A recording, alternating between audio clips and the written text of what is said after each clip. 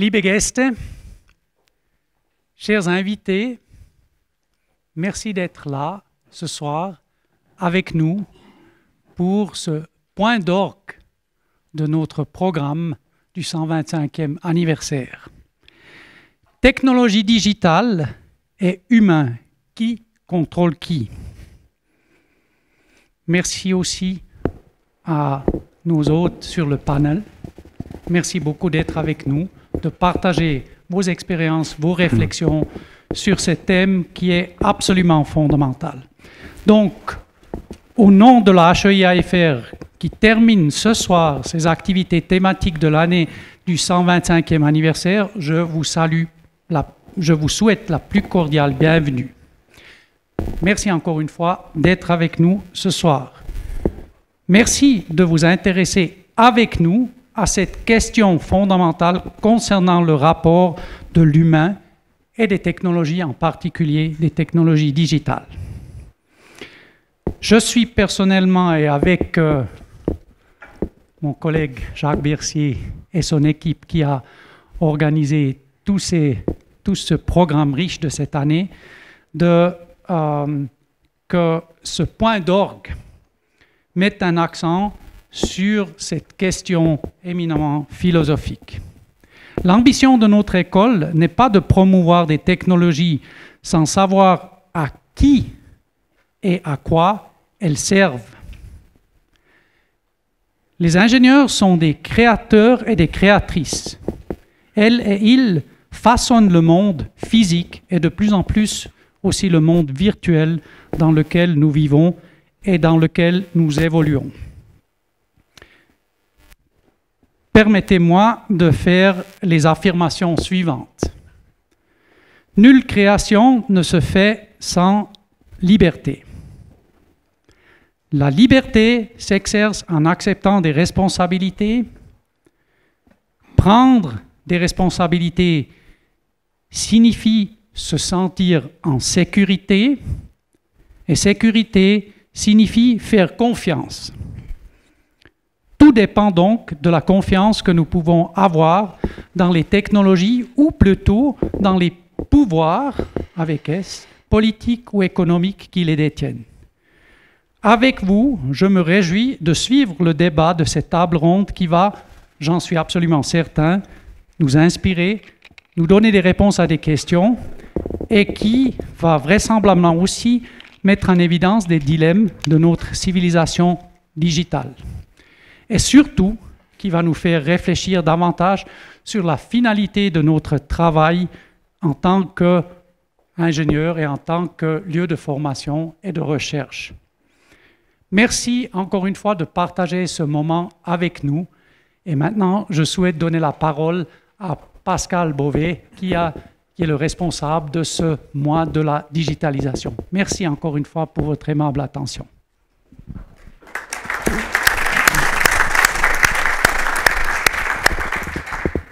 Voilà, chers invités, chers intervenants à cette table ronde, c'est un grand plaisir de vous voir. Et depuis 2 semaines, notre école est de nouveau remplie d'étudiants, remplie de professeurs actifs et de collaborateurs. Ça nous réjouit. Et chers invités, ça nous fait très plaisir de vous accueillir. Alors, la table ronde débat d'aujourd'hui clôture les activités présentées au public durant ce mois de septembre, dédiées au processus de transformation appelé digitalisation. Les linguistes nous parlaient de transformation numérique. On a choisi pour nous à Fribourg de garder le terme digitalisation. Il s'agit du dernier des 8 thèmes présentés du 125e anniversaire de notre école, comme l'a mentionné notre directeur Jean-Nicolas Bichère. Découvrir, expérimenter, débattre ont guidé les activités proposées au public durant le mois de la digitalisation. Ce sont des présentations vidéo, des métiers et pratiques de la digitalisation, des témoignages de collaboration avec notre école dans les domaines de la formation et de la recherche appliquée. C'est aussi l'exposition d'art digital Orthoptera, un saut dans l'inconnu, ça porte bien son nom pour la partie digitalisation, réalisée dans le hall d'entrée de notre école. Je vous invite à la visiter lors d'un apéritif. Ce débat va se clôturer avec un apéritif et vous êtes cordialement invités à y participer. des expériences d'intelligence artificielle, des transformations numériques comme le test de Turing, le recruteur virtuel CRIF, l'application Human to Plants et le photomaton. Grâce au soutien de nos sponsors du mois de la digitalisation, à l'implication de l'artiste Peter Hirschman et à l'engagement du groupe digitalisation composé d'étudiants diplômés, collaborateurs et professeurs, nous avons proposé un large programme. Au nom de notre école, je vous adresse nos remerciements les plus chaleureux. Je tiens également à remercier Madame Ninian Peefken d'avoir accepté d'animer notre table ronde et aux 4 intervenants ici présents, experts des questions de digitalisation, de cybersécurité, d'éthique numérique, et je vous remercie encore de votre présence. Un mot sur Ninian Peefken, est directrice de Swiss Digital Initiative, lancée en 2019 par Digital Switzerland. Cette initiative vise à promouvoir une utilisation responsable des nouvelles technologies à travers des projets concrets. Le premier projet de l'initiative est le développement d'un label de confiance numérique, tout un thème à discuter lors de ce débat. Place au débat, chère Ninian, à vous l'honneur.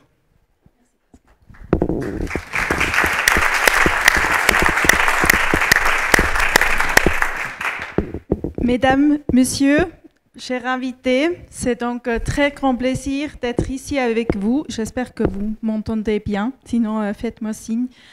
Oui, ça fait très plaisir de vous voir ici malgré le beau temps, mais on va discuter des sujets passionnants. L'innovation, la digitalisation et l'utilisation responsable de ces nouvelles technologies.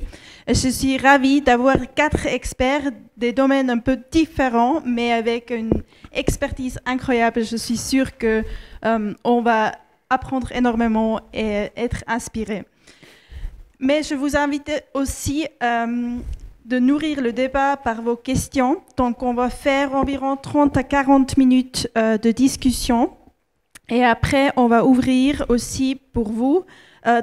Participez au dialogue, posez vos questions, parce que là, on a les experts, prenez l'occasion. Mais avant de commencer, j'aimerais bien vous présenter nos experts. Donc, à ma gauche, il y a David Kahn, qui est venu directement de Lyon aujourd'hui pour être avec nous. David, il est actuellement directeur principal chez Siemens PLM Software. Avant ça, il a aussi occupé des postes de responsable technique chez Siemens, d'avant-vente, de vente, de marketing et de gestion de produits logiciels. Il travaille en étroite collaboration avec les fabricants d'équipements automobiles et les fournisseurs de l'industrie du transport automobile en Europe, en Asie et aux États-Unis. Très bienvenue, David. C'est un plaisir de vous avoir avec nous. Merci beaucoup. À son côté, on a Steven Meyer, qui est CEO et cofondateur de Sendata. Il est aussi représentant des Swiss Cybersecurity Days, qui sont également organisés à Fribourg. Et il est un expert passionné de cybersécurité et souhaite contribuer à la sensibilisation et au changement de comportement en matière de cybersécurité. Il apparaît aussi dans des médias suisses régulièrement et il est aussi désigné comme un des plus grands influenceurs suisses dans le sujet de la numérisation ici en Suisse. Donc, très bienvenue aussi à toi, Steven. Merci. Et après, on a notre troisième experte, Laure Villemain. Laure Villemain, elle est Head of Data Analytics and AI. Et elle inspire les gens avec ses visions et les transforme rapidement en réalité. Elle a développé et lancé de nombreux produits et services dans les domaines du développement mobile, de l'Internet des objets et de l'intelligence artificielle. Elle apprécie particulièrement les solutions pragmatiques et les méthodes de travail agiles. Aussi, très bienvenue à toi, Laure. Et last but not least, on a Eric Salobir avec nous, qui est prêtre dominicain et président de Optic Technology et aussi nommé geek du Vatican. Oui. Donc, Eric Salobir est convaincu que la science et la spiritualité ne doivent pas s'opposer, mais au contraire, s'appuyer pour relever les défis d'aujourd'hui et de demain. Il a rejoint l'ordre après une carrière dans le domaine de finance. Il a fondé un think tank optique et il a aussi écrit un livre qui s'appelle Dieu et la Silicon Valley, où il explore les questions philosophiques, éthiques et spirituelles. Aussi, très bienvenue à vous, Merci. Eric. Donc, vous voyez, on a vraiment des experts des domaines très différents. On a déjà entendu dans les mots de bienvenue de Monsieur Ebischer et aussi expérimenter vous-même les outils technologiques, la digitalisation, elle est ancrée de plus en plus dans notre quotidien. Donc ça apporte beaucoup des opportunités, mais aussi des défis. Donc j'aimerais bien commencer avec la question de cette table ronde. Donc l'humain et les technologies, qui contrôle qui, et poser à chacun de nos experts et savoir donc de vous, David, qui contrôle qui? Est-ce que les technologies, ils contrôlent les humains ou ce sont toujours les humains qui contrôlent les technologies? C'est moi qui commence. Alors, je vais essayer de dire quelque chose d'intéressant. Déjà, l'humain, c'est important parce que se rencontrer physiquement ensemble, c'est quelque chose qu'on avait un peu perdu de vue. Hein. On était derrière nos écrans, cachés. La technologie, c'est bien, mais l'humain, c'est très important. Et je suis très content d'être là aujourd'hui parce que c'est un peu la première réunion physique avec des gens qui ne sont pas de ma société ou pas de ma famille, de mon environnement proche. L'humain, c'est important. Ne jamais oublier l'humain. Après, est-ce que l'humain contrôle la technologie? Est-ce que la technologie contrôle l'humain? Je pense qu'il y a plusieurs... il y a des cas très différents. Il y a des cas très pragmatiques où la technologie, pour des questions vitales, peut nous aider à survivre. Un pacemaker, vous le branchez et puis vous survivez. La technologie, c'est fantastique pour ça, parce que ça vient contrôler votre cœur, ça vous permet de vivre, c'est complètement transparent pour vous. Après, il y a des cas qu'on trouve dans la vie courante, sur votre voiture. Il y a des éléments technologiques qui sont aussi des éléments technologiques de sécurité, l'ABS ou l'Emergency Braking System. La technologie va freiner votre véhicule pour vous, et donc ça va prendre le contrôle sur ce que vous faites sur votre voiture. Et là aussi, la technologie est très importante parce qu'elle va vous permettre d'éviter l'accident ou un accident grave en tout cas. Et après, la technologie, je pense qu'il ne faut pas déléguer toute la responsabilité à la technologie, surtout pas.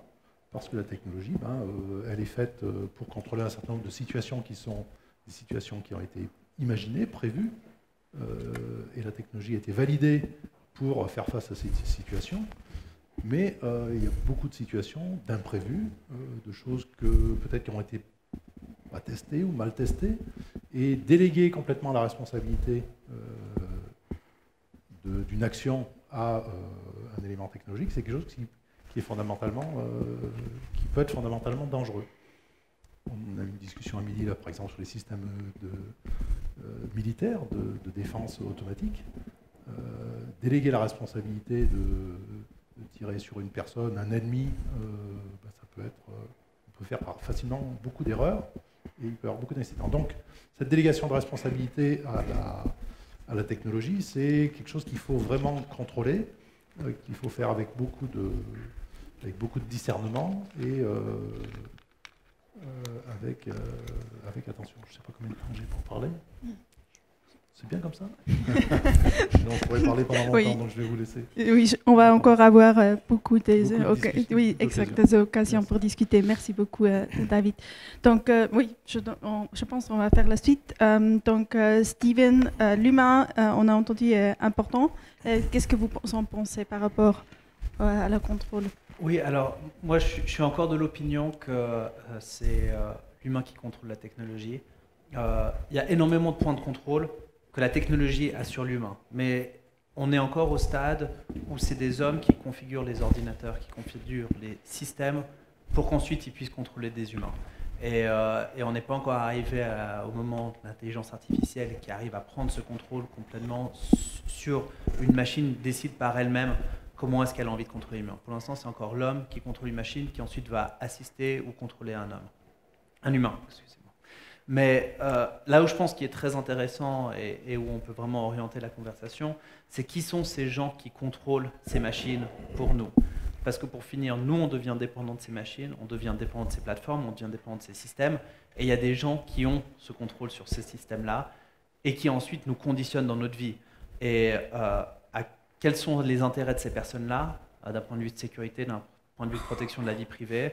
Et je pense qu'on a vu beaucoup de cas dans ces dernières années où des gens qui détenaient des plateformes de réseaux sociaux pouvaient utiliser ces réseaux sociaux pour nous conditionner. Donc c'est une technologie qui nous contrôlait, mais en fait pour l'intérêt de certaines personnes derrière.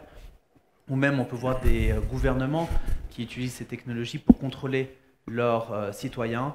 Et donc au jour d'aujourd'hui, la technologie reste un outil pour d'autres humains, pour se contrôler soi-même. Et donc la problématique est encore qui sont les gens derrière ces outils-là qui nous contrôlent. Merci Steven. Donc vous dites c'est toujours l'humain qui contrôle les technologies. Vous êtes d'accord, Laure? Alors moi j'ai sur un aspect, Il fonctionne le micro? Ça fonctionne? D'accord. Oui, je l'ai enclenché. Je partage exactement votre opinion, mais j'ai plusieurs vues à regarder là-dessus. Alors si on regarde sur l'intelligence artificielle, mon domaine où je viens, là je partage votre opinion parce qu'on discute toujours de 3 différents stades. Il y a narrow intelligence, general intelligence et super intelligence. Et nous sommes toujours encore dans la narrow intelligence. Programmer une solution qui fait vraiment résoudre un problème. Alors, on reconnaît des visages. Ça, c'est un problème qu'on résout avec cette solution. Et où on va toujours dans les discussions, surtout dans mon domaine, il y a tout le monde qui me demande, mais est-ce qu'il n'y a pas la machine qui peut reprendre? On voit sûrement dans des films, toutes ces images, qu'il y a le robot qui reprend, et où ça fait vraiment peur. Là, on parle de general ou bien super intelligence. General intelligence, c'est où la machine, elle obtient le même niveau que l'humain, et super intelligent qui surpasse notre intelligence, avec tout ce qui fait d'apprendre, aussi d'avoir la conscience. Alors là, on n'en a pas encore. Alors chez nous, toujours encore, on programme un développeur derrière qui prend les données, qui adapte le modèle un peu mieux des fois ou un peu moins bien avec des bias qu'on met dedans, avec les données qu'on a de l'histoire, ou bien on les corrige pour avoir des modèles bien ou pas. Mais on est toujours encore là en contrôle. Je peux stopper ce modèle, je peux le corriger, je peux stopper. Alors on a toujours encore ce humain qui a la décision pour ce qu'on veut faire. Mais dans l'autre aspect, c'est si on mène ces technologies, des fois dans notre vie sociale ou bien aussi privée, on n'est pas sûr avec une technologie qu'est-ce qu'elle va faire avec nous. Par exemple, les médias sociaux comme exemple. On a fait, ou bien Mark Zuckerberg a fait Facebook, une page web simple pour connecter des personnes. Puisque ça fait avec notre société, c'est nous agitons tout différemment maintenant, on discute différemment, notre art de communication est différente. Alors pour ça, la façon que si on fait une technologie que l'humain y contrôle, ou bien l'humain contrôle la technologie puis il réutilise pour contrôler les gens, ça c'est une autre question. Mais il y a quand même, si on place une technologie, on n'est des fois pas sûr ce qu'elle va faire avec la société. Puis moi j'ai mon mobile, je suis connectée, il y a tout le monde qui peut me regarder où je suis, Google me donne des recommandations, ce qu'il me faut lire, ce qui est intéressant, tout ça c'est des modifications. Clairement, je comprends ce qui est derrière, alors c'est pas un contrôle direct, mais on pourrait quand même philosophiquement dire qu'on est contrôlé parce que le social, l'environnement, ce qu'on fait avec ces technologies, on ne sait pas des fois ce que ça veut faire. Alors depuis là, je dirais quand même on est contrôlé de ce point de vue. Merci Laure pour ces 2 points, ces 2 perspectives. Eric, qu'est-ce que vous en pensez? Alors, moi, je rebondirais volontiers sur ce que disait Laure, parce que la question que je me pose quand on dit qui contrôle qui, c'est qu'est-ce que ça veut dire être contrôlé? Qu'est-ce que c'est le contrôle? Parce que finalement, vous citiez effectivement des films de science-fiction avec des super machines qui contrôlent, que ce soit Terminator ou Matrix ou je sais pas quoi. Mais finalement, il y a une scène de Matrix, je ne sais pas si elle vous a marqué, où ils sont en bas dans la ville, des gens qui sont en dehors de la matrice, donc officiellement pas contrôlés. Il y en a un qui dit à Nemo, mais finalement, les machines, elles nous contrôlent parce que le jour où elles s'arrêtent, on meurt.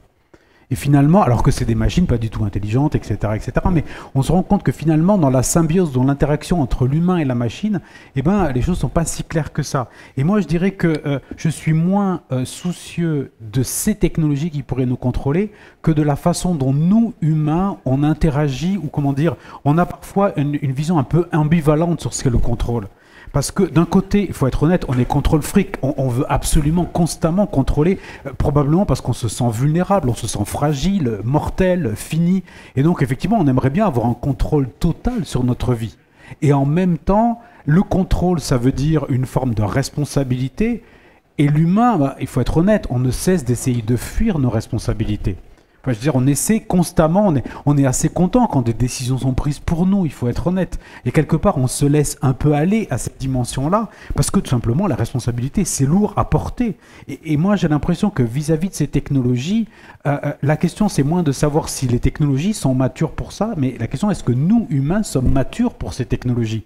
Et je pense qu'effectivement, on n'a pas complètement quitté cette pensée un peu chamanique qui, à mon avis, fait partie un peu des invariants anthropologiques, quelque chose de très profond, et parce qu'en fait, l'humain continue à avoir une pensée un peu magique, même s'il s'en défend, et je pense que cette pensée magique, on a tendance à la projeter aussi sur les technologies.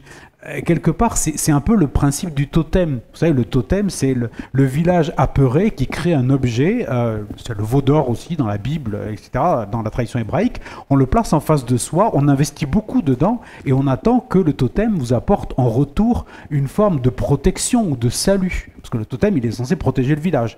Et quelque part, est-ce que c'est pas un peu ça, la relation que les utilisateurs finaux ont avec leur technologie? Moi, quand j'ai ça dans la poche, je me sens quand même beaucoup plus en sécurité. Et c'est vrai que d'un côté, il y a mon pass sanitaire dedans, donc c'est mon passeport pour entrer partout. Il y a mon billet d'avion, il y a plein de choses dedans. Et puis en cas d'urgence, je peux appeler de l'aide. Donc finalement, c'est un peu ça que j'ai comme relation à cette technologie. Et pour moi, juste pour finir là-dessus, je dirais que le paradigme, l'exemple type de cette technologie qui est un peu dans laquelle on investit une dimension un peu chamanique, c'est toutes ces enceintes connectées que peut-être beaucoup d'entre vous ont chez eux, les HomePods, les je sais pas quoi, Google Alexa, etc. En fait, finalement, c'est un peu nos nouveaux dieux lards. Les dieux lards, je ne sais pas si vous voyez ce que c'est, dans la Rome antique, c'était la petite divinité de la maison qui protégeait le foyer. C'est pas Zeus, hein, c'est un petit truc local, etc. Mais en même temps, donc c'est une petite statuette qui était dans l'atrium, c'était censé protéger. Bon, à l'époque, il fallait quand même vraiment y croire, c'est un bout de bois. Hein. Mais les rédacteurs des psaumes disent, par exemple, concernant ces faux dieux, ils ont une bouche et ne parlent pas, ils ont des oreilles et n'entendent pas. Mais en même temps, si vous dites Alexa, commande-moi une pizza, Alexa vous commande une pizza. Autrement dit, en fait, maintenant, ça commence à fonctionner. C'est-à-dire que connecté au système de sécurité de la maison, connecté à votre téléphone, vous envoyez un SMS pour dire que les enfants sont bien rentrés, etc. Finalement, ça devient comme une personnalité supplémentaire dans le foyer. Et puis cette personnalité supplémentaire, c'est aussi un peu notre ouverture sur l'extérieur. On va dire par exemple, OK Google, quelle est la capitale de la France? Et là Google va dire Paris. Bon, there's no big deal. Mais juste après, on peut dire quelle est la capitale d'Israël. Et là, l'enceinte connectée va répondre c'est Jérusalem ou c'est Tel Aviv.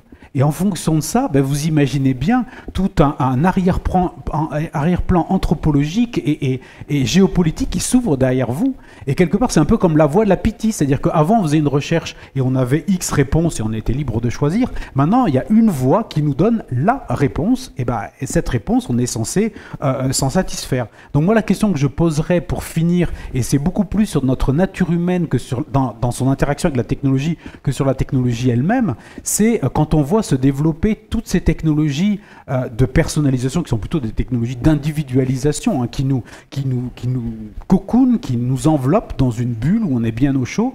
Est-ce que ces technologies-là, elles nous libèrent de plein de petites choses pour nous permettre de consacrer aux choses essentielles, du style toutes ces technologies prennent plein de décisions sur, je sais pas quoi, l'alarme, la température, etc. Comme ça, je peux me consacrer aux grandes décisions de ma vie. Ou est-ce qu'à un moment, le fait que ces technologies, elles nous accompagnent au point, quelque part, de nous assister, est-ce qu'elles ne font pas de nous des assistés? Et est-ce que, à force de prendre pour nous les petites décisions, elles nous mettent moins en situation de prendre un jour les grandes décisions de notre vie, je ne sais pas, avec qui je vais me marier, dans quel pays je veux vivre, etc. etc. Donc voilà, est-ce que, et j'aime bien ce que vous disiez sur le fait qu'on est un peu produit par nos propres produits. C'est-à-dire qu'il y a une boucle de rétroaction. Nous, on fabrique des produits, mais les produits nous fabriquent à mesure qu'on les utilise. Et dans cette boucle de rétroaction, est-ce que les technologies qu'on produit nous humanisent en retour ou est-ce qu'elles nous déshumanisent? C'est un peu la question que je poserais. Voilà. Merci beaucoup, Eric. Donc, waouh, on a beaucoup appris. Donc, est-ce que nous, les humains, est-ce que nous sommes prêts? Est-ce que, voilà, ce sont les nouveaux dieux et cette rétroaction que vous avez abordée? Et vous avez aussi parlé de cette deux perspectives, donc la sécurité, mais en même temps, voilà, on veut faire confiance à 100%, mais est-ce que c'est vraiment bon de faire confiance à 100%? Et vous avez aussi parlé de la responsabilité. Et là, j'aimerais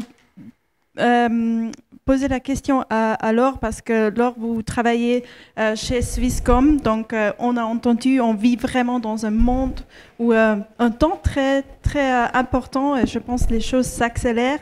Donc voilà, quelle est la responsabilité des entreprises dans tout ça et comment vous assurez que les technologies ne commencent pas à contrôler nous, mais nous restons toujours dans le contrôle?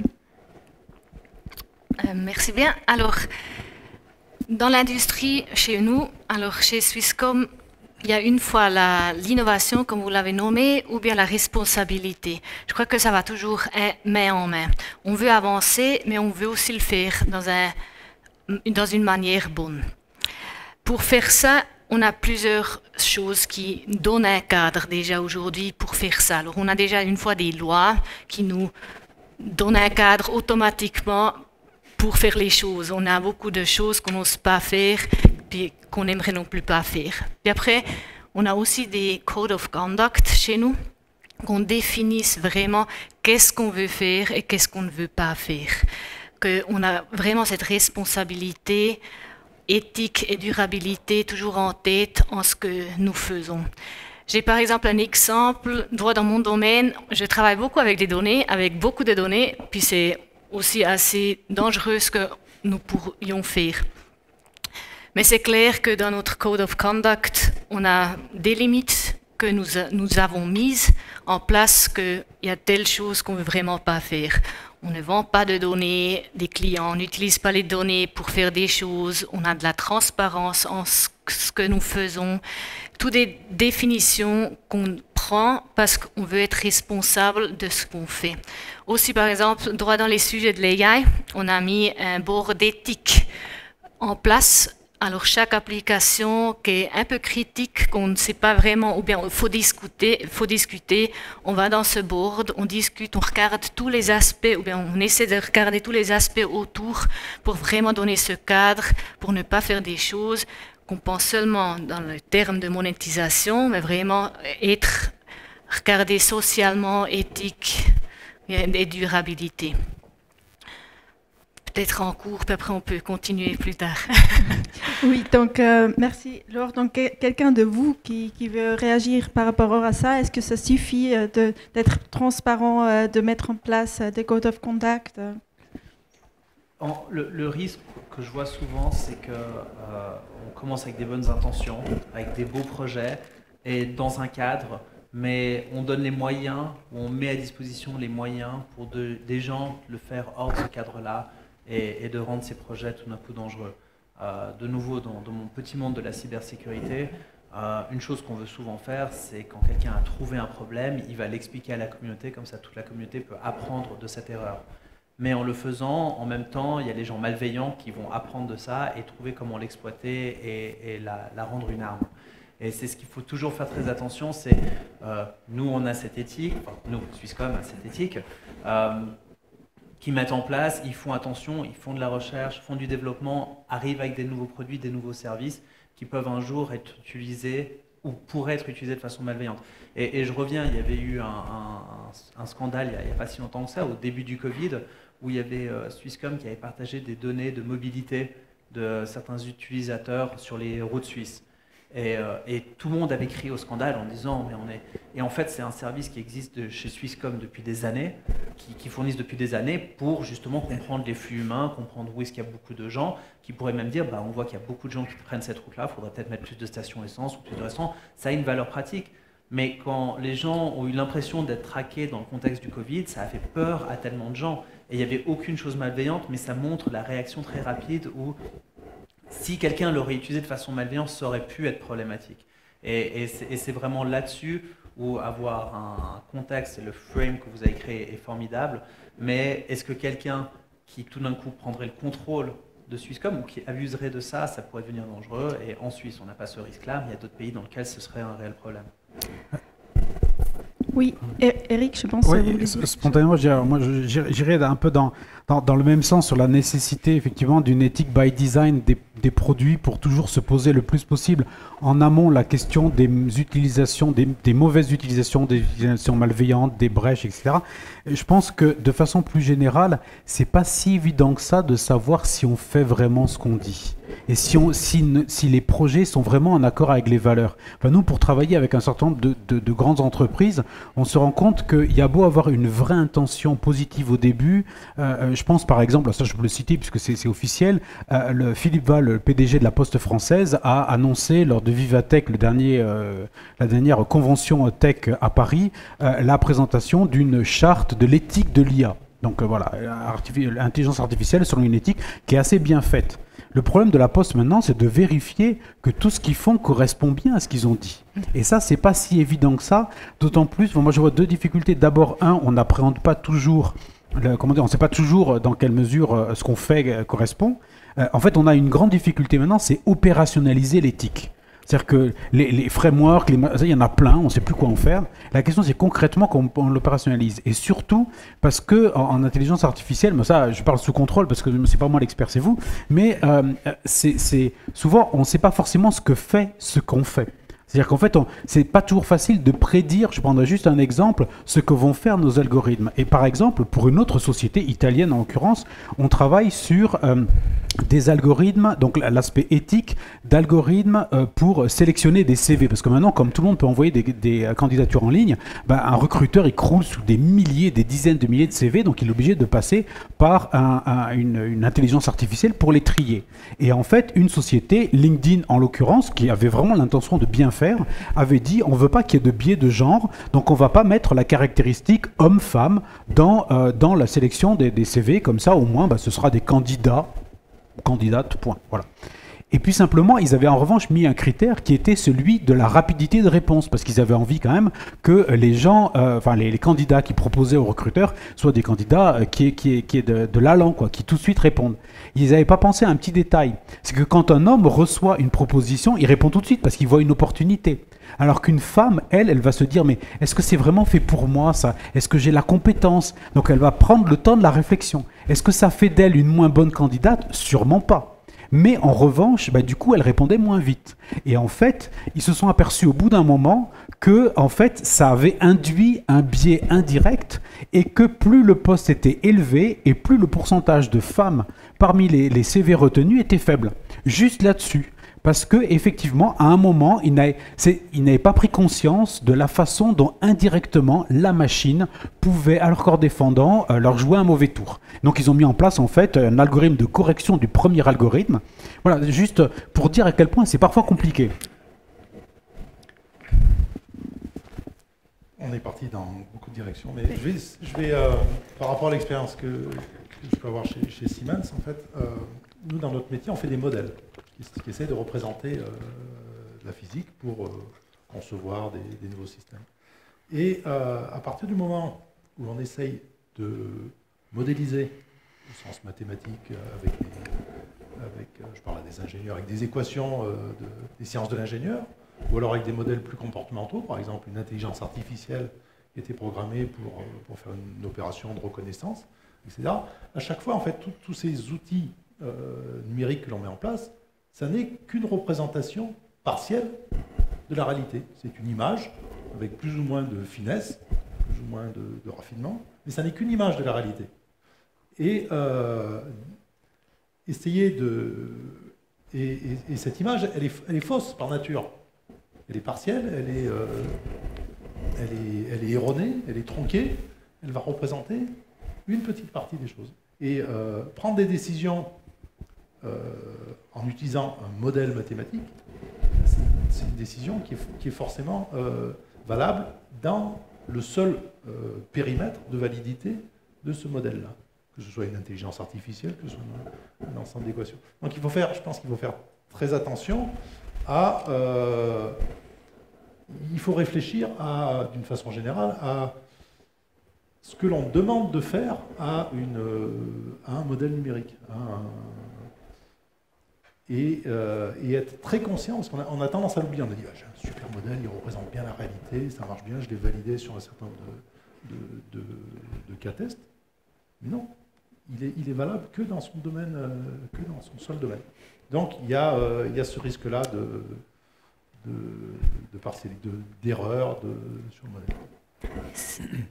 Donc ça montre juste une image de la réalité. On a aussi entendu, voilà, une machine peut prendre soudain une décision un peu basée sur des données un peu différemment que peut-être normalement un humain, une femme, un homme, un humain devrait prendre. Du coup, la question c'est comment on arrive à que ces décisions de l'intelligence artificielle n'ont pas des biais et comment on opérationnalise cette éthique vraiment dans la technologie. C'est la grande question et je pense beaucoup des penseurs, beaucoup des entreprises essayent, aussi bien sûr des autres organisations, essayent de trouver une solution, mais quelle est votre expérience avec cette question ?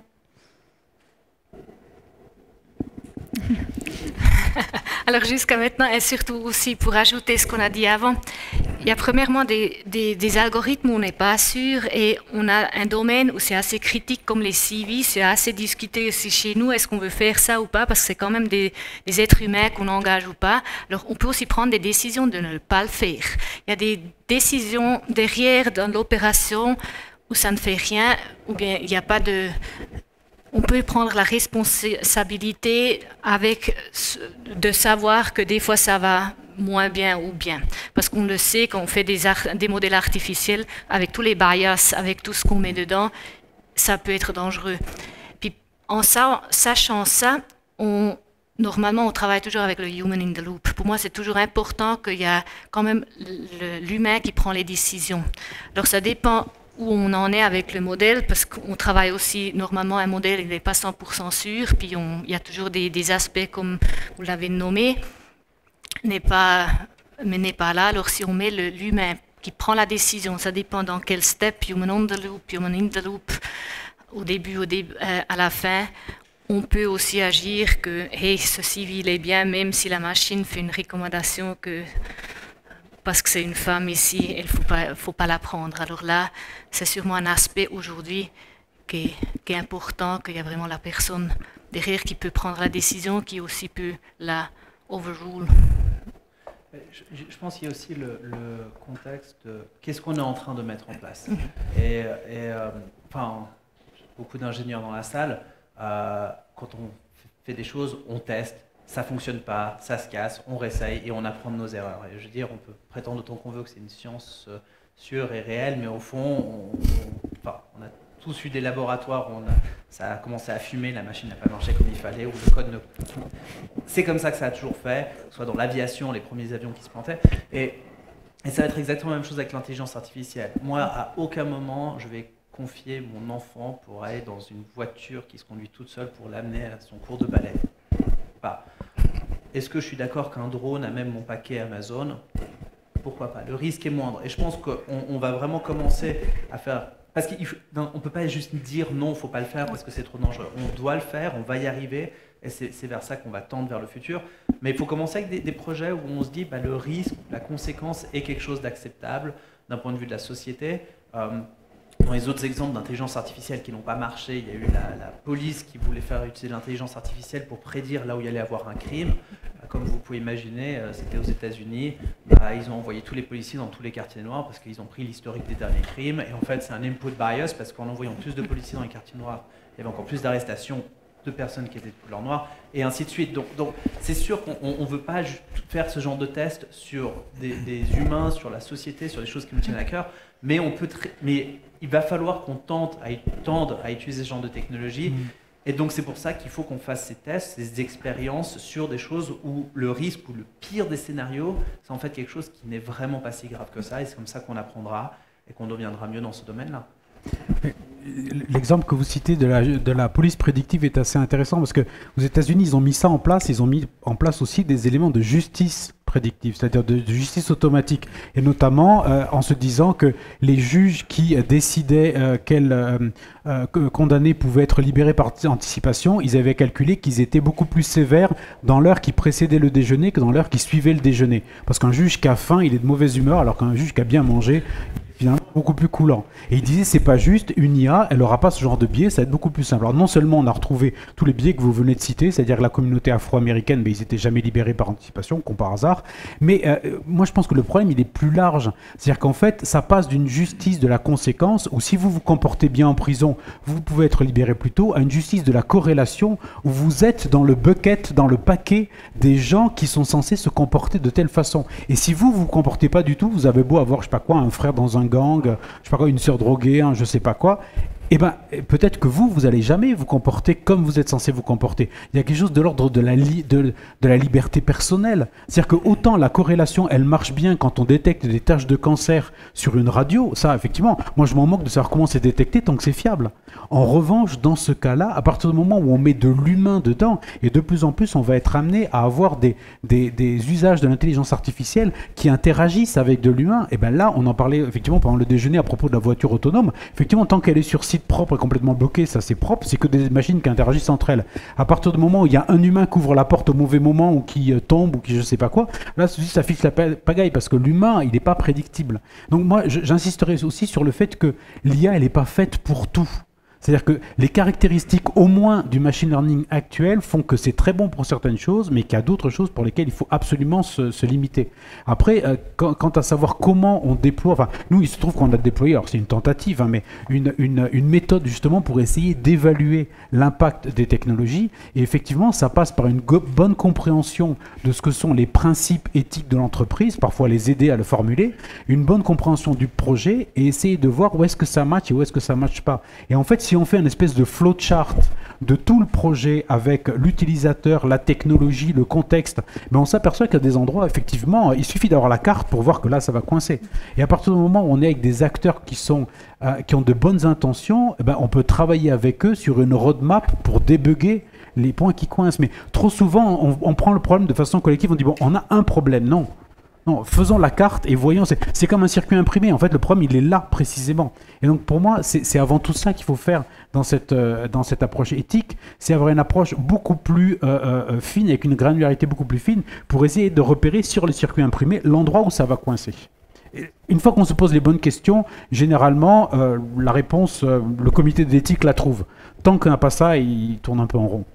Enfin, moi, c'est mon expérience. Donc, vous avez parlé de comprendre les principes éthiques. Je veux dire, c'est parfois pas si facile. Ici, peut-être en Europe, on a une compréhension partagée. Mais comment on fait quand on travaille, par exemple, là, dans un monde global? Est-ce que les principes sont les mêmes aux États-Unis, en Afrique, en Asie? Donc, vous travaillez chez Siemens, David. Est-ce que quelle expérimentation vous avez fait? Les principes éthiques sont clairement très dépendants des sociétés, des réglementations, pas forcément des croyances, mais de la politique et de la culture des sociétés. La dernière fois où je suis allé en Chine, pour entrer chez un constructeur automobile, il avait ma photo, et puis il y a eu un système de reconnaissance vocale, reconnaissance faciale.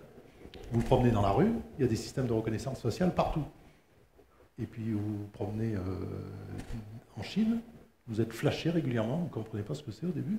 En fait, ils viennent flasher votre plaque d'immatriculation, et en tant qu'individu, vous êtes suivi, l'État sait exactement où vous êtes, à quel moment, avec qui vous rencontrez, etc. Ça, c'est en Chine, et puis les Chinois, pour la plupart, disent, bon, ben, ok, je vis avec ça. C'est quelque chose qui est complètement inacceptable dans nos sociétés en Europe et partiellement aux États-Unis. Donc il y a vraiment une différence assez importante qui est liée à la culture et qui est liée aux politiques. Donc oui, de trouver des principes qui vont pour tout le monde, ça, je pense, c'est un des grands défis de notre monde où nous vivons aujourd'hui. Est-ce que vous avez peut-être fait aussi d'autres expérimentations? Comment on mettre ça en place? Ouais. Si je peux me permettre, il y a un chercheur d'Harvard qui a quand même essayé de comparer, à propos de l'IA, tous les frameworks qui avaient été sortis par la Commission européenne, l'OCDE, etc., etc. Et finalement, il s'est aperçu que, au moins, et je suis entièrement d'accord avec vous, la Chine, c'est complètement différent, mais dans le Nord-Occident, on va dire, on arrive à... En fait, ces frameworks, ils arrivent à peu près à retomber sur les mêmes principes. Donc une fois qu'on les a formulés, c'est bien. Après, encore une fois, la question, c'est de les faire matcher à la réalité. Et moi, je dirais qu'effectivement, probablement en Chine, il y a une approche culturelle assez différente. Après, je me demande dans quelle mesure nous-mêmes, en Europe, on n'est pas parfois un peu contaminés par cette culture de la notation. Enfin, ils ont le social rating, on dit moi je refuserais que le gouvernement me note, etc. Enfin, quand je prends un Uber, je note le chauffeur et le chauffeur me note. Et Uber ne me demande pas de noter ma course, c'est-à-dire de noter la prestation, il me demande de noter le chauffeur, comme si l'humain, il valait entre 1 et 5 étoiles. Donc finalement, c'est des choses qui sont déjà arrivées dans notre société. Et la question, c'est comment est-ce que nous, on gère cette approche-là? Est-ce qu'on accepte effectivement des solutions qui nous viennent soit de Chine, parce que je pense que de plus en plus, on est beaucoup plus perméable qu'on le pense au mindset chinois, soit des États-Unis. Est-ce que quelque part, on ne doit pas développer en Europe des choses qui vont être plus en accord avec les valeurs qui sont les nôtres? Moi, je pense que oui. Je pense en termes de souveraineté technologique, en termes de souveraineté numérique, de cloud souverain. Je pense qu'il y a des choses qu'il faut qu'on développe. Et je pense que la régulation, c'est bien, mais qu'à un moment, ça ne sera utile qu'à partir du moment où on a des poids lourds, des grosses entreprises qui proposent des produits ou des services qui correspondent à ces valeurs. Parce que finalement, endiguer en essayant de réguler, ça ne suffit pas. L'autre trouve toujours son chemin. Donc ils arriveront toujours à entrer chez nous s'il n'y a pas d'alternative. À nous de proposer ce genre de choses. Donc il y a un énorme défi pour l'industrie et pour les entreprises européennes en ce moment. Enfin, c'est mon point de vue. Donc produire ou faire des produits qui créent ou qui ont eux-mêmes les valeurs européennes, par exemple, Laure, parce que vous êtes chez Swisscom, pourquoi produire des produits qui ont ces valeurs-là? Alors, en fait, j'aime bien ce que vous avez dit, parce que c'est exactement ce que j'avais aussi un peu préparé en réfléchissant, parce que c'est exactement, si on est un role model, seulement là, on peut vraiment produire, ou bien avec la transparence que j'avais nommée avant, dire ce qu'on fait pas, puis vraiment agir comme ça, on va vraiment pouvoir distribuer comme un lead dans l'industrie. Je crois que ça va vraiment seulement si on fait ça comme ça. Alors, tout d'accord, être un leader, montrer ce qu'on fait, puis pas regarder à droite et à gauche seulement parce que les autres ne le font pas. Faut pas aller dans la même direction. Il faut vraiment se rencontrer qu'est-ce que sont nos valeurs qu'on veut vraiment apporter, puis il faut vraiment travailler sur ça, puis travailler sur ça. C'est drôle parce que juste avant que le débat commence, on regardait nos bouteilles d'eau, puis on voyait les valeurs, les Nutri-Score qui étaient écrits dessus, et on rigolait en disant la bouteille d'eau, elle a un A, c'est rigolo. Et on se posait la question justement, mais pourquoi est-ce qu'une compagnie mettrait que son Nutri-Score c'est un E dessus? Pourquoi est-ce qu'il le mettrait en avant? Et pour l'instant, c'est pas encore obligatoire, c'est au bon vouloir des gens. Mais les gens, ils rentrent dans les magasins, puis disent, moi, s'il n'y a pas de Nutri-Score, je n'achète pas. Et c'est peut-être vers ça qu'on va tendre, en se disant, moi, j'utilise telle plateforme de réseau social qui est beaucoup plus cool, j'utilise cette webcam ou cette technologie qui est super sympa, mais je sais qu'elle n'est pas fabriquée avec mes valeurs, je sais qu'elle ne va pas être utilisée selon ce que moi je trouve juste, et donc je préfère payer un peu plus cher, ou de prendre quelque chose d'autre, ou avec moins de fonctionnalités, mais qui sera parfaitement aligné avec ce que moi je suis en train de chercher et avec quelles sont mes valeurs. Le problème aujourd'hui, c'est que la façon dont on consomme notre digital et notre électronique, on ne cherche pas la valeur, on ne cherche pas la sécurité, on ne cherche pas la protection de la vie privée, on cherche le plus joli, le plus rapide, le moins cher, le plus efficace, le plus performant. Et c'est ça qui est mis en avant, et c'est à nous, en tant que société, de dire nos valeurs sont pas ça. Nous, ce qui nous intéresse quand on prend quelque chose, c'est pas la voiture qui roule le plus rapidement, mais c'est celle qui pollue le moins, c'est celle qui a coûté qui n'a pas été construite par des enfants. C'est des valeurs qu'on a dans le monde physique, il faut les mettre et les transposer dans le monde digital. Mais justement, on en arrive à ce qu'on disait sur la façon d'opérationnaliser. Il y a un Nutri-Score sur les bouteilles, il n'y en a pas sur les téléphones. Et de fait, alors je crois que la France a de fait pris cette initiative qui sera obligatoire à la fin de l'année pour les téléphones, les télévisions et quelques produits ménagers comme ça, d'avoir un taux de ou un niveau de réparabilité. Et c'est intéressant parce que ça donne effectivement. Moi, je suis assez, amateur d'appareils avec une pomme dessus parce que je trouve qu'ils sont pratiques, beaux, etc., etc. C'est ceux qui ont la pire réparabilité. Et j'étais dans une boutique, effectivement, il y en a un qui me dit votre tablette, ah non, mais si elle tombe en panne, on va vous dire qu'on vous la répare. En fait, on vous la change parce que c'est poubelle. De toute façon, tout est collé dedans, on peut rien faire.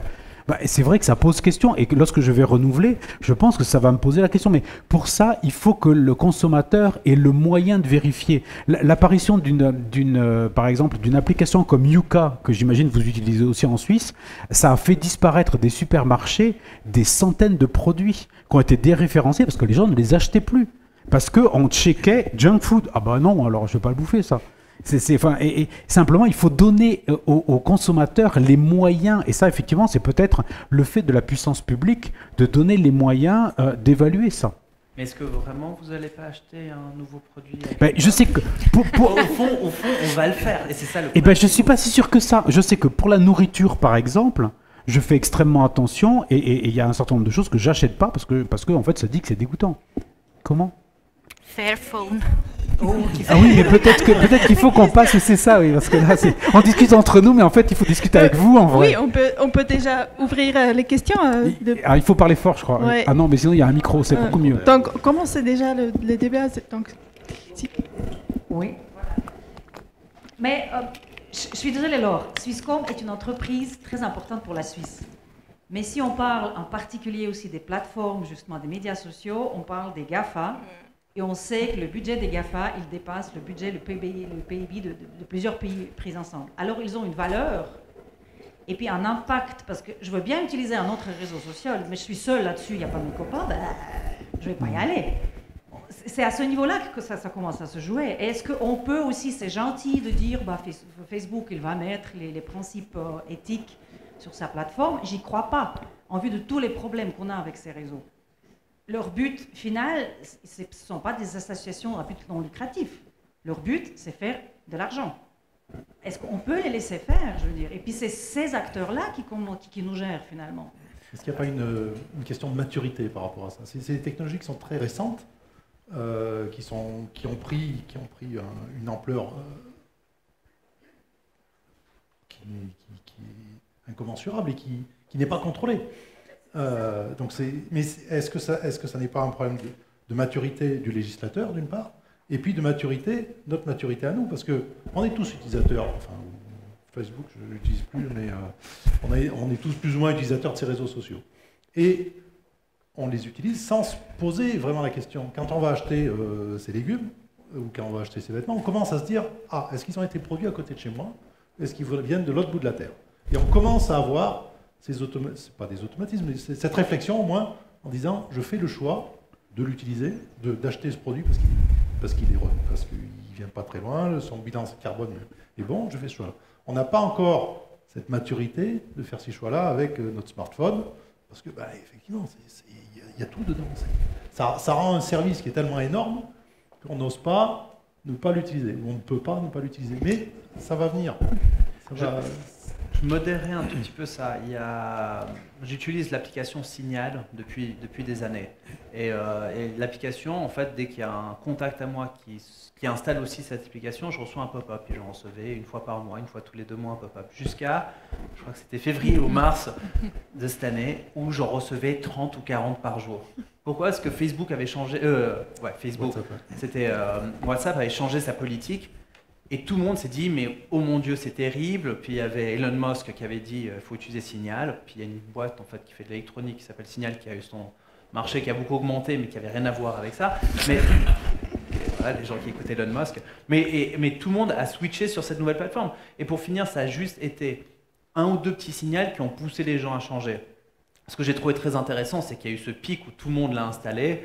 Combien de gens l'ont vraiment utilisé? Pas tant que ça, et pourtant les fonctionnalités entre un WhatsApp et un Signal sont à peu près pareilles. Vu qu'il y a tellement de gens qui se sont déplacés dessus, il y avait un réseau de masse suffisant pour pouvoir l'utiliser. Mais pour finir, bon, moi la seule raison pour laquelle j'ai, c'est parce que j'ai mon grand-père, je n'ai pas lui demandé d'installer Signal dessus, ça va être trop compliqué.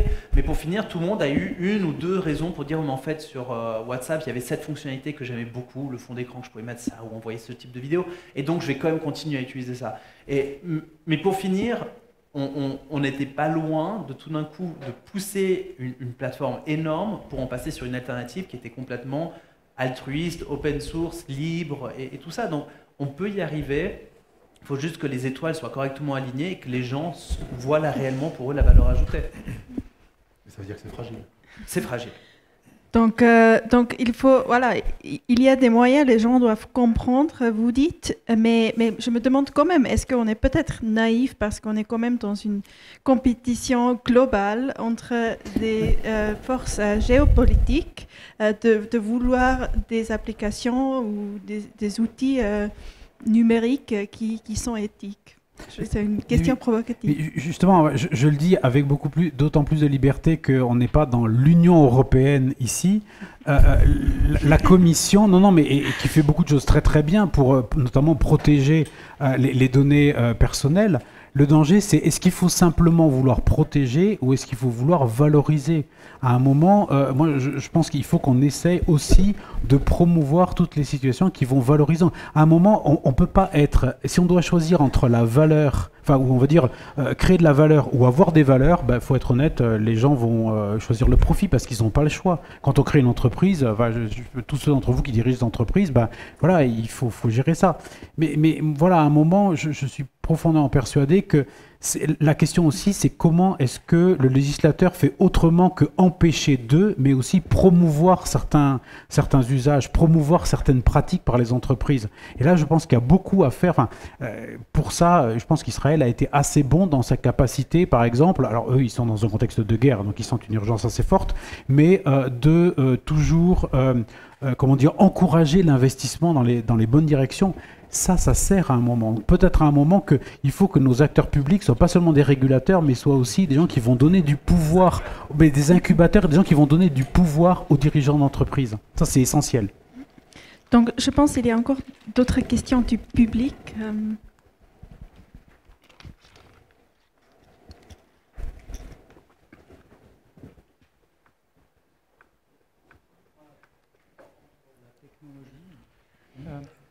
Moi, j'aimerais savoir si ce serait pertinent de demander, comme ça se fait par exemple pour les médicaments, Food and Drug Administration, Swissmedic, etc., une agency, une agence qui contrôle aussi les produits digitaux pour faire en sorte qu'on peut avoir confiance dans ces outils digitaux, ou bien c'est un frein à l'innovation, et puis c'est encore pire que la data regulation que M. Salovir a mentionné. Donc, ma question, faut-il établir une agency qui contrôle la safety of digital tools?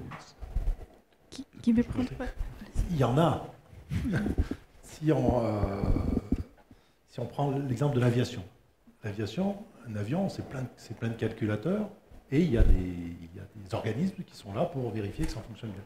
Alors, on a vu il n'y a pas très longtemps qu'aux États-Unis, ces organismes-là déléguaient un peu la responsabilité de ces validations à des constructeurs aéronautiques et il y avait un biais. Mais ça existe. Alors après, est-ce qu'il doit y avoir une entité, un cadre global?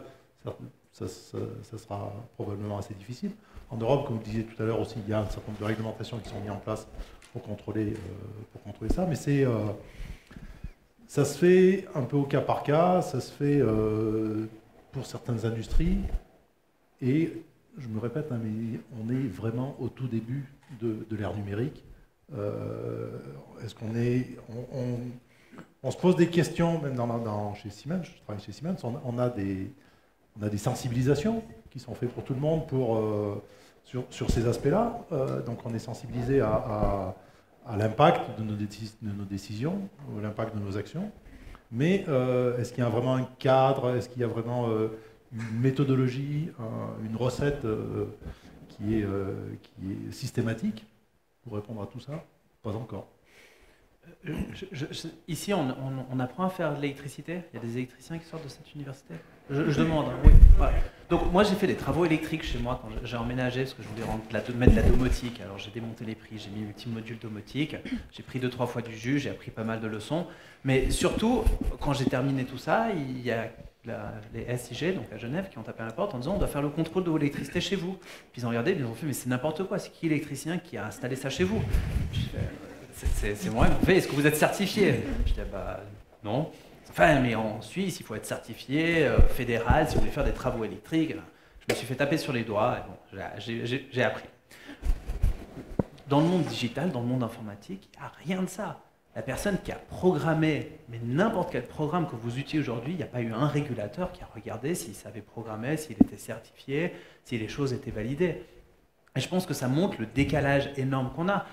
Je travaille sur des projets d'infrastructures critiques suisses pour sécuriser des infrastructures critiques suisses. Mais les choses que je vois, et je comprends que les infrastructures critiques, il y a du Siemens, hein, c'est pas Siemens le problème.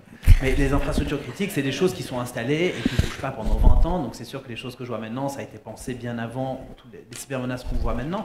Mais clairement, il n'y avait pas le process qu'on a dans les industries ou l'ingénierie où on a plus d'expérience, l'aéronautique, l'électricité, ce genre de choses, où on a mis beaucoup de règles parce qu'on se rend compte du dégât dans le monde informatique, dans le monde de la programmation, dans ce digital-là.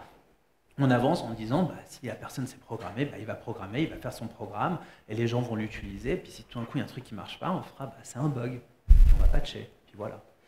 Et c'est là-dessus où on doit relier ce monde physique et ce monde digital correctement en disant, mais en fait, il y a des impacts dans le monde réel, dans le sens réel, c'est celui qui a un impact sur l'homme, enfin l'être humain, dans des choses qui sont entièrement virtuelles. Mais au niveau, du web par exemple, ça a été, effectivement, il n'y a pas forcément eu de régulateurs, mais il y a eu des communautés qui ont régulé. Donc en fait, à un moment, c'est un monde qui peut aussi s'auto-réguler si les choses sont bien pensées. Finalement, l'ICANN, c'est une série d'empilements, de conseils, de machins, etc. Alors ça reste quand même sous droit américain, il faut être honnête, et dès qu'on a essayé de faire en sorte que ce soit de propriété internationale, ils ont refusé. Mais ça veut dire que là aussi, si on crée la bonne dynamique dans les communautés, il y a un moyen de faire en sorte que petit à petit, les bonnes solutions finissent par chasser les mauvaises. Simplement, ça veut dire qu'il faut s'organiser. Enfin, moi, je suis persuadé qu'on n'est pas forcément en top-down, on n'a pas forcément besoin d'avoir un bureau de certification de tout. La grosse difficulté de la certification, et je pense que par certains côtés, ce serait très confort, mais c'est que l'électricité, enfin, ça change tous les combien de temps? La norme, elle change tous les combien de temps? Tous les 25 ans, tous les 50 ans. Quand on parle d'IA, tous les 6 mois, c'est périmé. Donc en fait, il faudrait qu'ils soient constamment en train d'updater leur truc. Alors que finalement, si c'est beaucoup plus agile, si c'est beaucoup plus bottom-up, peut-être qu'il y a la possibilité de faire en sorte que la communauté par elle-même, enfin, c'est le cas de l'open source, dès qu'il y a un bug, eh bien, il est corrigé, il y a toujours quelqu'un qui va trouver le truc et qui va le patcher, plus ou moins. Enfin, ça avance quand même, ça marche. C'est un modèle alternatif qui mérite d'être regardé. Voilà. Tout à fait, et je pense, pour quand même continuer là-dessus, et nous, c'est ce qu'on dit en avant, les humains font des erreurs sur l'ordinateur quand ils l'utilisent, mais si la façon juste était la façon la plus intuitive et la plus simple et la plus performante, les gens ne feraient jamais d'erreur. Tout le monde utiliserait ce chemin-là.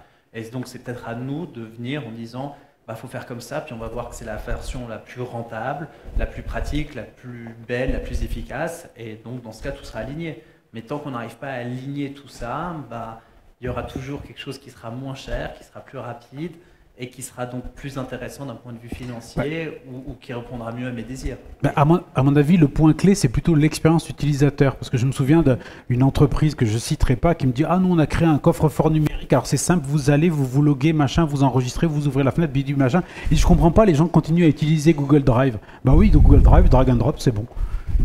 En fait, l'expérience utilisateur ne sera jamais remplacée par la dimension éthique. Il faut qu'on ait les deux. Et ça, effectivement, malheureusement, c'est un peu ce qui pêche dans un certain nombre de solutions qui se veulent éthiques. C'est qu'en fait, elles ne sont pas à la hauteur. Ce que disait madame, c'est quand même très facile à utiliser. Donc, c'est très intuitif et donc c'est très attractif. Oui, donc on a entendu l'expérience de l'utilisateur qui est très important. Et là, j'aimerais bien, parce que je vois un peu le temps, j'aimerais encore ouvrir à des autres questions. Et il y a plein. Donc, je ne sais pas, monsieur.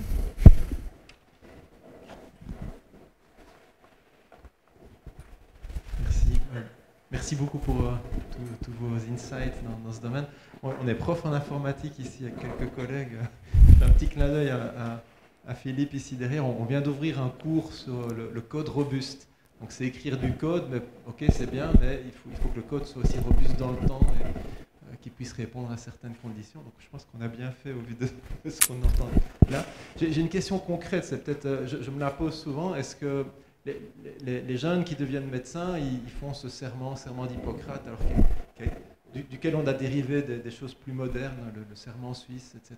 Est-ce qu'on ne devrait pas, nous ici, dans une école d'ingénieurs, avoir un truc comme ça, et puis nos jeunes, quand ils sortent, ils auraient une sorte de serment comme ça, en informatique, mais aussi dans toutes les autres branches. Pourquoi pas, j'en sais rien. Qu'est-ce que vous en pensez? Je pense qu'à l'EPFL, on m'a fait signer un truc comme ça. Non? Oui? Ouais, je me rappelle très bien de tous mes cours, mais je pense en tout cas, définitivement, il faut quelque chose comme ça. Après, signer un document pour dire qu'on va être éthique, à quoi ça nous engage pratiquement? Pas grand-chose, surtout si on ne s'en rappelle pas quelques années plus tard.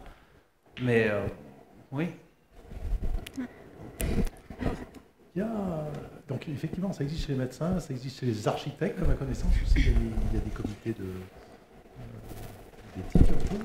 Et on peut être radié de l'ordre des architectes si on fait des choses. Chez les ingénieurs, effectivement.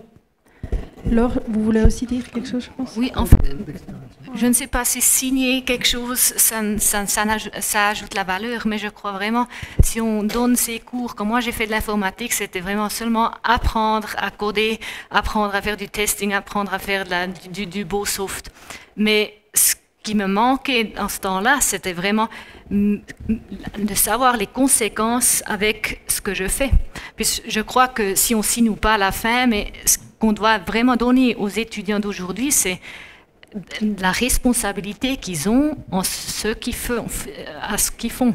Alors, pour avoir ça, je crois qu'il faut vraiment un peu mélanger tout ça, pas seulement de la technique, mais vraiment aussi de montrer ça à des exemples, ce qui est, puis si c'est à la fin de signer un papier qu'on a vraiment fait ça, ça pourrait ajouter, mais ça serait vraiment important que la nouvelle génération qui sort aussi a cette valeur, puis entre cette culture de « et je ne fais pas ça parce que je crois que je peux faire du mal avec ça », que ça entre dans les compagnies. Puis avec ça, peut-être on peut faire une de ces vagues un peu plus grandes, pas de top-down, mais bottom-up, que si tout le monde veut vraiment faire des choses qui sont éthiques et durables, on peut amener ça dans une bonne direction. Alors je crois vraiment que vous avez quelque chose, vous pouvez changer le monde parce qu'on l'a en main, puis vous avez la nouvelle génération chez vous, alors si vous vous montrez vraiment ce qu'on a en main, vous pouvez, qui maîtrise ça, ça serait vraiment super. Comprendre les conséquences. Oui, de choses. merci. Non, Français. non, mais je suis tout à fait d'accord. Que les gens comprennent les conséquences qui peuvent y avoir lorsqu'ils font des choses mauvaises dans le monde digital. Et comme vous parlez des architectes, on dit, vous avez bâclé votre travail en tant qu'architecte, il y a un pont qui tombe, il y a un pont qui tombe, il y a des gens qui meurent. J'étais à Dubaï la semaine dernière, à côté de la tour qui avait pris feu 2 fois. C'est des gens qui l'ont juste mal construit. Et ils ont mal fait leur travail et ça a des conséquences. Et de dire aux gens, dans le monde digital, il y a des conséquences, dans le monde physique, des conséquences réelles si vous faites mal votre travail. il y a cette prise de conscience qui est essentielle pour que les gens se disent je vais peut-être réfléchir 2 fois avant de poster ce code ou avant de valider ça ou de même me lancer dans ce projet. D'abord David, puis Laure encore. 2 commentaires par rapport à ça. Dans l'entreprise dans laquelle je travaille, et plus particulièrement dans mon domaine, on développe des logiciels d'aide à la conception. Et on peut avoir d'excellents ingénieurs mais qui font du beau code, mais en fait le vrai moteur, c'est le client. Le client, il dit quoi? Si mon code, si l'outil que j'utilise, il n'est pas fiable, il est mal fait, il a une expérience utilisateur qui n'est pas terrible, eh ben, je vais avoir du mal à le vendre. Plus grave, et c'est quelque chose qui commence à vraiment devenir de plus en plus important, et on commence et on met beaucoup d'efforts là-dessus, c'est quelle est aussi la conséquence de la non-fiabilité de mon code au sens cybersécurité. Si l'outil qui est utilisé, que je vends à une entreprise, elle a une faille informatique importante, que cette faille est utilisée pour venir mettre en danger le système d'information d'une entreprise, quelle va être la conséquence? Notre client ne va pas utiliser le truc, mais surtout, si la presse récupère cette information et fait un peu du buzz là-dessus, ben ça peut avoir une conséquence énorme sur l'image de marque de la société, de Siemens. Et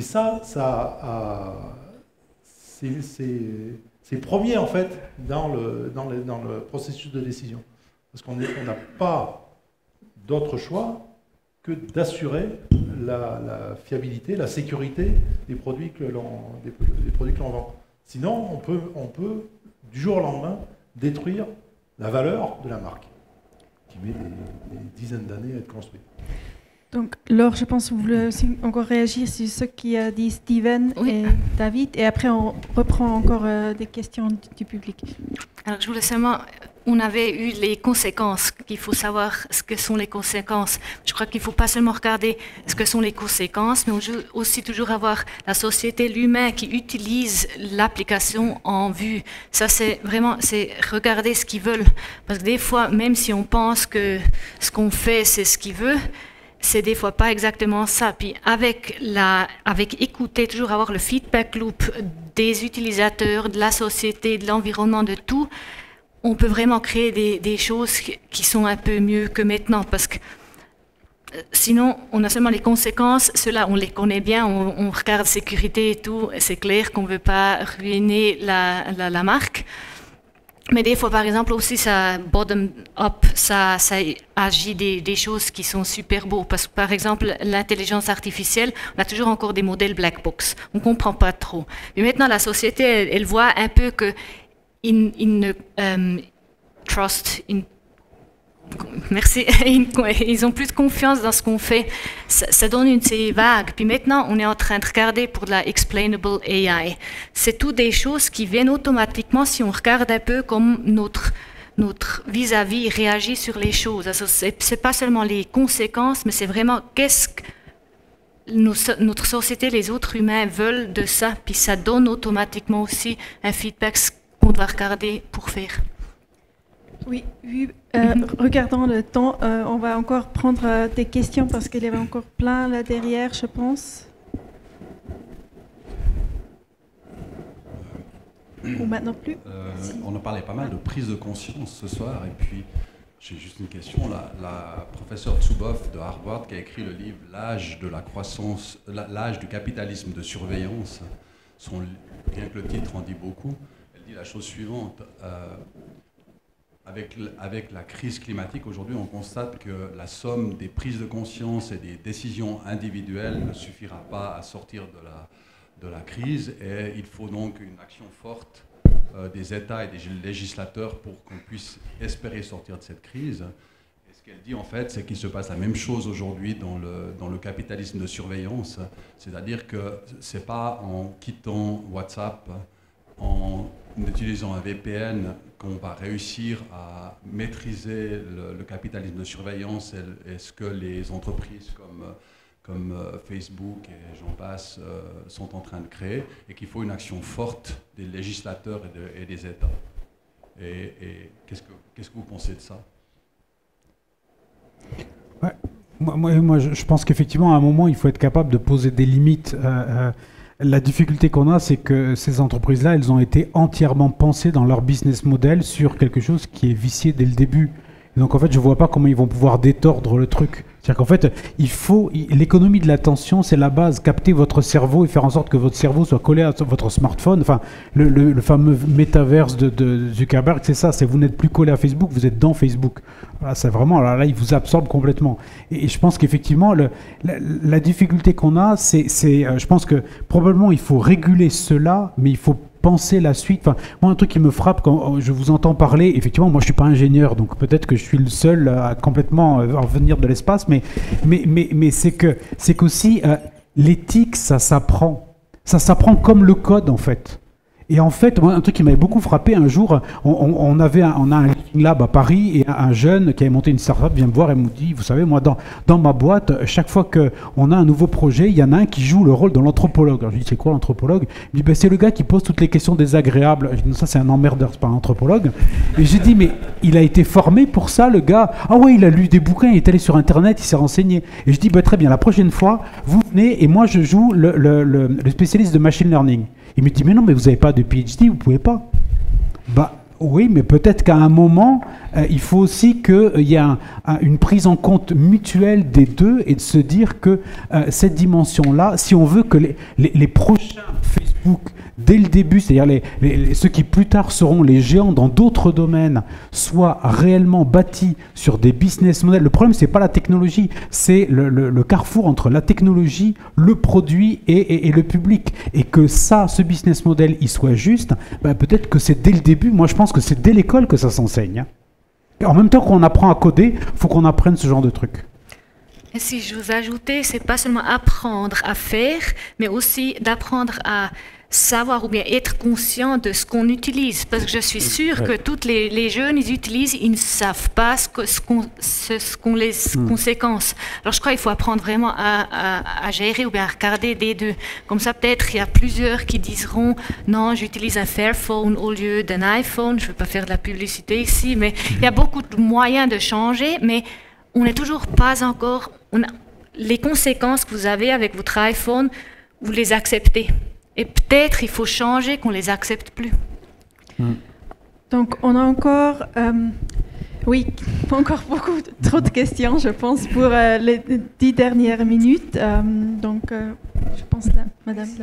Oui, moi j'avais une question. Quelqu'un a dit qu'il avait la tâche, je crois que c'est vous, vous avez la tâche d'évaluer l'impact des technologies. Et je me pose une question un peu précise. Comment est-ce qu'on peut évaluer l'impact, par exemple, de l'exploitation massive des données et de l'intelligence artificielle sur la formation de l'opinion publique? Et la formation aussi en particulier en lien avec les sociétés démocratiques, le biais qu'amène finalement l'exploitation massive de ces données et basée sur une certaine conception des algorithmes qui sont dessous pour finalement formater l'opinion publique. Alors d'abord, comment est-ce qu'on peut évaluer cet impact? Et puis deuxièmement, comment est-ce qu'on peut le contrer? De façon très très modeste, les méthodes qu'on développe, elles permettent de travailler sur une technologie en particulier. Là, ce que vous évoquez, c'est tout un champ de l'économie et de l'économie numérique. Et en fait, là, bien malin qui sera capable de mener une évaluation aussi large. C'est-à-dire que déjà, le bilan carbone d'une entreprise, il est difficile à mettre en œuvre. Si on consolide ça au niveau d'un pays, c'est compliqué. Ça ne dit pas que votre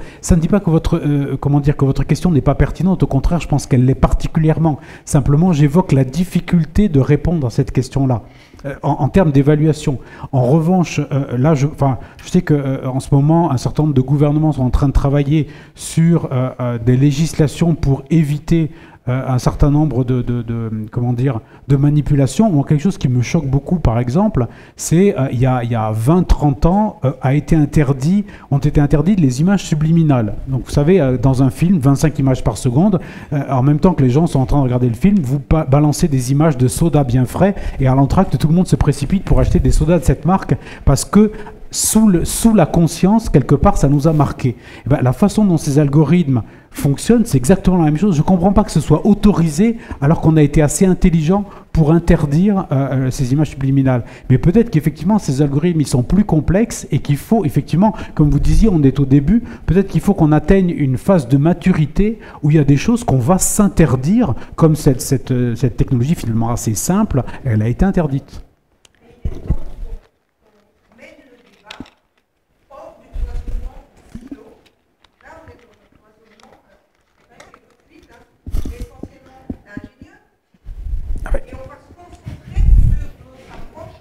Ah mais... Le problème, c'est un problème de la société digitale fondamentale, et ça veut dire qu'il faut mettre ensemble des ingénieurs, des anthropologues, des éthiciens, des économistes, des politiciens peut-être, des sociologues, et puis il faut réfléchir ensemble, il faut travailler en atelier, qu'on fasse ressortir des espèces de démarches qui nous amèneront à venir avec des solutions. C'est exactement ce qu'on fait au sein de la Fondation, c'est un travail interdisciplinaire. Simplement, on se rend compte que ce travail interdisciplinaire, c'est juste le début, qu'il est compliqué. Enfin, moi, c'est quelqu'un de l'EPFL qui me disait, chez nous, l'interdisciplinarité, c'est entre chimie et biochimie, c'est-à-dire c'est vachement compliqué. Alors, il me disait, toi, t'arrives avec la philo, mais c'est vrai, mais en même temps, je pense que c'est le seul moyen d'avoir une vision à 360 degrés. Ça, c'est évident. Simplement, voilà, ce travail-là, il est à... Moi, je suis persuadé qu'il faut repolitiser la technologie. C'est-à-dire qu'il faut la replacer au centre, au sens étymologique, de la cité. Pour moi, la technologie, la question, c'est pas de quelle technologie on a besoin, c'est quelle société on veut bâtir. Dites-moi de quelle société vous avez envie et on peut vous dire de quelle technologie vous aurez besoin. Je pense que c'est comme ça qu'il faut se poser la question. Merci Eric. Donc pour moi, ce qui se pose aussi dans cette question, c'est aussi, aujourd'hui on fête les 125 années de cette école. Donc quelle est la place de l'école? Comment préparer la future génération? Qu'est-ce que vous en pensez? C'est une grande question. Pour les 125 prochaines années. Pour les prochaines 125 années, exactement. Qu'est-ce qu'on doit attendre? En fait, ce dont on s'aperçoit, avec d'une certaine façon révolution industrielle numérique, c'est que les choses bougent extrêmement vite. Donc il faut être prêt à aller vite. Il faut être prêt à accepter que le modèle change, accepter que les règles changent et qu'elles changent très vite. Donc il faut je pense qu'il faut, on n'apprendra pas, la solution elle n'existe pas pour demain, mais il faut accepter qu'il faille réagir très vite, être agile au sens, pas forcément au sens des méthodes de développement agile, mais agile au sens de la réaction, quoi. Aller vite, réfléchir vite et accepter que les choses changent très très vite.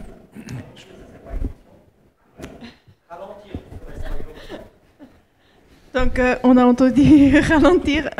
Vous dites aller vite. Steven, c'est quoi votre pensée? Dans les rangs de cette école, on aura beaucoup de gens de 45, 50, 60 ans qui reviendront dans les années à venir. L'apprentissage continu et le changement de tous nos métiers arrivent tellement rapidement. Je vois au travail quelqu'un qui a pris une semaine de vacances, il revient d'une semaine de vacances, on lui montre, il fait mais je ne savais même pas que ça existait, et c'est des nouvelles choses sur lesquelles on est en train de travailler. Quelqu'un, on a dit que l'électricité change tous les 25 ans, à mon avis, dans 10 ans, ça changera tous les 10 ans, et dans 20 ans, ça changera tous les 5 ans. On arrive vers cette accélération, et donc la responsabilité de l'école ou de l'éducation, ce sera de pouvoir former en continu, en temps réel, et de pouvoir adapter. Quelqu'un qui était un avocat, avec l'intelligence artificielle, être avocat, ça ne servira plus à rien, il devra inventer un nouveau métier, et on va devoir se réinventer et changer tout le temps. Et je pense que l'éducation et l'école aura une place essentielle là-dedans pour pouvoir, de un, maintenir les gens qui sont dans les métiers qui existent encore à jour, et pour ceux qui sont dans les métiers qui n'ont plus de sens ou plus de valeur, de pouvoir les réorienter vers des nouvelles voies. J'ajoute ici, parce qu'il y a beaucoup de choses qui sont déjà dites, rapides et tout ça. Et je crois que dans la manière ce que j'ai déjà dit avant, c'est vraiment d'aussi regarder les autres aspects que seulement la numérisation, d'ouvrir un peu, de faire des cross-disciplines, puis de former aussi la responsabilité qui va toujours venir. Parce que là, oui, ça va plus vite et plus vite. Oui, moi, ça va. Ce que je dirais va complètement dans ce sens-là, c'est-à-dire que on peut pas aller plus vite que ces rythmes qui vont s'accélérer, ces vagues d'innovation qui vont être de plus en plus rapides. En revanche, ce qu'on peut acquérir au début de sa formation en tant qu'ingénieur, c'est effectivement les bonnes bases, et c'est des bases aussi en humanité, c'est pas seulement dans les humanités. C'est-à-dire que la formation technologique, elle se complète aussi d'une formation humaine, et cette formation humaine, quand on a bâti des principes, alors après, est-ce qu'il y a une charte qui vient la valider, ou un serment qui vient le valider? C'est une très bonne idée, mais une fois qu'on a acquis ces bons principes de réflexion et de fonctionnement qui apprennent à se poser les questions sur les conséquences de ces actes, à voir tout ce que vous avez dit, ben je pense que là, on est vraiment armé pour affronter des choses qui vont forcément aller très vite et pour lesquelles, de toute façon, on va toujours être amené à réfléchir dans l'urgence. Donc, s'apprendre aussi à savoir se poser pour réfléchir dans l'urgence. Merci beaucoup. Donc, moi, en tout cas, j'ai beaucoup appris. J'emmène aussi beaucoup de questions comme est-ce que nous, les humains, est-ce que nous sommes prêts? Est-ce que les nouvelles technologies, est-ce qu'ils nous libèrent ou c'est le contraire? Et on voit aussi quelle responsabilité pour les entreprises, mais aussi pour l'école, à former la future génération, que tout le monde comprend aussi l'aspect éthique de ces nouvelles technologies, parce que l'impact, je pense, c'est très difficile à prévoir. Et du coup, je pense qu'on est arrivé à la fin. Il y avait encore trop de questions. Je suis très désolée qu'on n'a pas pu prendre toutes les questions, mais là, il y a un apéro et je suis sûre qu'il y a la possibilité de c'est poser la réponse des questions. à toutes les questions, ça. Exactement. Merci beaucoup. Merci.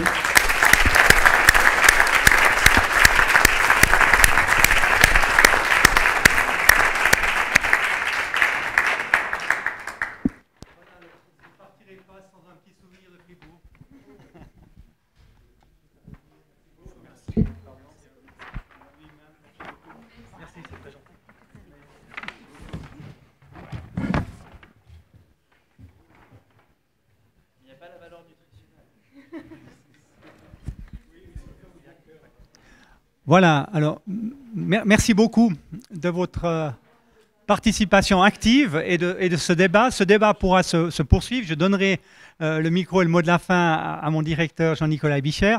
Vous êtes attendu juste en dessus. Il y a la possibilité de prendre un verre ensemble, de poursuivre, de débattre. Il y a beaucoup d'idées, je pense qu'on va y réfléchir. Et puis nous, en tant que formateurs, en tant qu'école, eh bien, j'espère aussi que pour nos étudiants et étudiantes qui ont assisté à ce débat, ça amène effectivement des réflexions et qu'on puisse évoluer tous ensemble dans la bonne direction. Alors, à tout à l'heure et merci encore. Merci Pascal.